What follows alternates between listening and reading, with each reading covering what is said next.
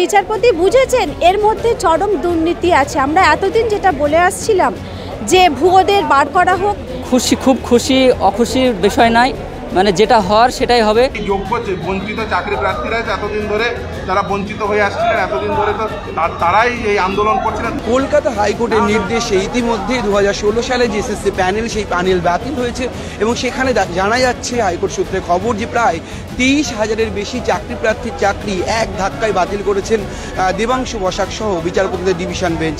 এবং সেই ডিভিশন বেঞ্চের নির্দেশ অনুযায়ী যা বলা হচ্ছে 281 পাতার যে রায়, সেই রায়ে মূলত যে বিষয়গুলি তুলে ধরা হয়েছে যে 2016 সালে যারা চাকরি পেয়েছেন, প্যানেলে যাদের নাম ছিল, তারা প্রায় প্রত্যেকেই দুর্নীতি করে চাকরি পেয়েছেন। অর্থাৎ তাদের চাকরি নিয়ে নানান যে প্রশ্ন উঠেছে তার সারবত্তা পেয়েছেন বিচারপতিরা। এবং এরপরেই যারা ছিলেন মামলাকারী তারা কিন্তু উচ্ছ্বাসে ফেটে পড়েন হাইকোর্ট চত্বরে এবং তাদের দাবি তারা ন্যায্য বিচার পেয়েছেন। 2019 সাল থেকে যে লড়াই তারা লড়ছিলেন, সেই লড়াইয়ের বিচার তারা পেয়েছেন। দেখুন, প্রথম কথা বলতে আমি একজন চাকরি প্রার্থী হিসেবে একটা আদালত যে রায় দিয়েছেন সে রায়টা ভেবেচিন্তে দিয়েছেন এবং টোটাল যে প্যানেল ক্যান্সেল হয়েছে বলে আপনাদের মাধ্যমে আমরা শুনতে পাচ্ছি। আমরা এখন অর্ডার কপি পাইনি, কিছুক্ষণের মধ্যে আশা করছি পেয়ে যাব।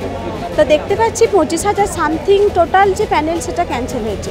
তার মানে বিচারপতি বুঝেছেন এর মধ্যে চরম দুর্নীতি আছে। আমরা এতদিন যেটা বলে আসছিলাম যে ভুয়োদের বার করা হোক, এতে অনেক ভুয়ো 9, 10, 11, 12 প্রায় অনেক কিছুদিন আগে আপনারা দেখলেন 11-12-এ 1120 জন, 9-10-এ 946 জন।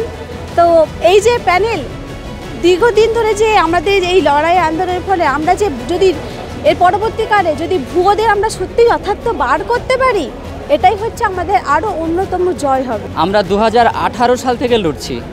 2018 সাল থেকে আমরা এসএসসি অভিযান করি দুবার, আর একবার নবান্ন অভিযান করি। তারপরে 2019 সালে আমরা প্রেস ক্লাবের সামনে অনশনে বসেছিলাম। সেখানে মুখ্যমন্ত্রী আমরা অভিযোগ করেছিলাম যে অনেক দুর্নীতি হয়েছে। পরেশ অধিকারীর মেয়ে, তার কোনো পরীক্ষা না দিয়ে হঠাৎ করে লিস্টে নাম চলে আসে। তারপরে আমরা সেখানে প্রেস ক্লাবের সামনে ওই দুর্নীতিকে সামনে রেখে অনশন করেছিলাম। সেদিন মুখ্যমন্ত্রী এসে কথা দিয়ে গিয়েছিলেন যে তোমাদের সবার চাকরি হবে, যারা সঠিক তাদের সবার চাকরি হবে। তিনি সুবিচারের আশ্বাস দিয়েছিলেন, কিন্তু সেই কথা তিনি রাখেননি। ফলত আমাদের ওই আন্দোলনে ভর করে আমরা থাকতে পারিনি। তারপরে আমরা বিচার ব্যবস্থার দ্বারস্থ হই। বিভিন্ন ধরনের দুর্নীতি ছিল, র্যাঙ্কজাম ছিল, নট ইন দ্য লিস্ট ছিল, দেখা যাচ্ছে এক্সপায়ার প্যানেল হয়েছিল, প্যানেল এক্সপায়ার করে যাওয়ার পরে অনেক নিয়োগ হয়েছিল। সে সমস্ত বিভিন্ন ভাগে ভাগে বাতিল হয়েছে। খুব খুশি অখুশির বিষয় নাই, মানে যেটা হওয়ার সেটাই হবে। মানে যেহেতু আমরা জানতাম যে দুর্নীতি হয়েছে, আমাদের হাতে সেই প্রমাণ ছিল, কিন্তু এতদিন সরকার সেটা মানতে চায়নি বা কমিশন সেটা মানতে চায়নি, আমাদেরকে দূর করে তাড়িয়ে দিয়েছিল।